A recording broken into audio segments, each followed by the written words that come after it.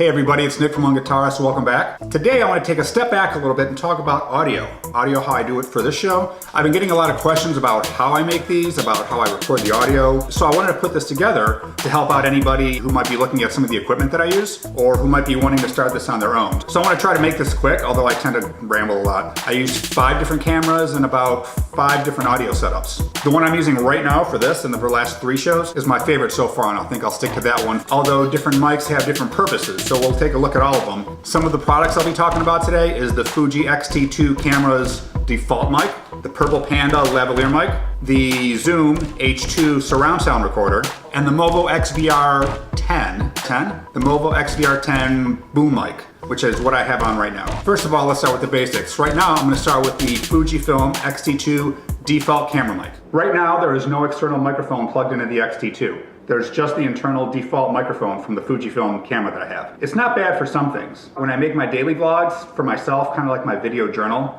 I'll just use the default mic. But for the purposes of producing a show, this mic probably isn't the best. Some of the pros on using the default mic is that it's convenient. You don't have to spend any more money for it, and it's decent quality for most applications. Some of the cons are that it's not the best quality, the range isn't very good, and sometimes you get a lot of ambient sounds around you that you might not want in certain situations. This mic would be best used if you can't afford another mic, or if you just don't want to use a mic, or if you don't have one on you at the moment. And it's not bad for one-person vlogging where you're having it at arm's distance. You also don't want a lot of other sounds around you because this mic will pick it up pretty good, and it might not work the way that you want it to. Now I'm going to do a walk-around test. I'm going to walk around the camera and talk so you can hear exactly how this mic picks up from the front, the right, the left, and the rear of it. This is me in front of the camera.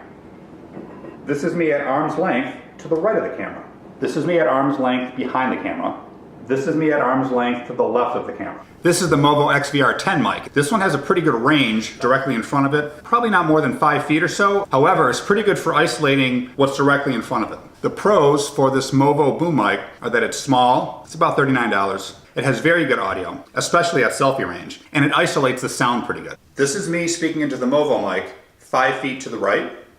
This is me speaking into the Movo mic 5 feet behind you. This is me speaking into the Movo mic 5 feet to the left. This is me speaking into the Zoom H2 on 4-channel surround sound. It has a very good sound separation and stereo separation. This is me speaking into the Zoom H2 in surround sound mode 5 feet to the right.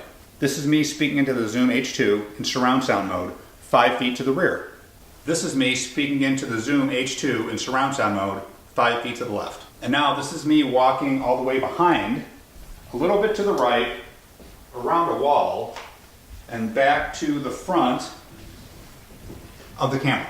Some of the pros and cons about the Zoom H2. In the right situations, it has fantastic surround sound. It's very good for close-up instrumentation, and it's great for close-up speaking, like podcasts. Some of the cons, sometimes it'll pick up way too much sound around you that you don't always want picked up. Some situations that's good. For instance, if you're walking through the woods and you want to hear all the leaves crumbling around you. If you're walking through a thunderstorm and you want to get a very immersive feeling. Maybe if you're recording in a party scenario and you want to hear everybody around you in the exact location and space that they are and replicate it so it's a very immersive experience. Now you're hearing the Purple Panda lavalier mic. Some of the pros for this Purple Panda, it's probably the best at isolating just you from the environment. It also has a much longer range because of the cord. Some of the cons are that having a wire is a little restricting. You have to be careful. But for certain purposes where you know you're going to be close to somebody or it's just you recording and you want a really good separation of just you in the audio mix, this is a really good option. Another con is that the audio can be a little bit thick and thuddy. It can be a little heavy sounding, a little bassy, and a little thuddy. Now you can change all that in post if you want to in the audio.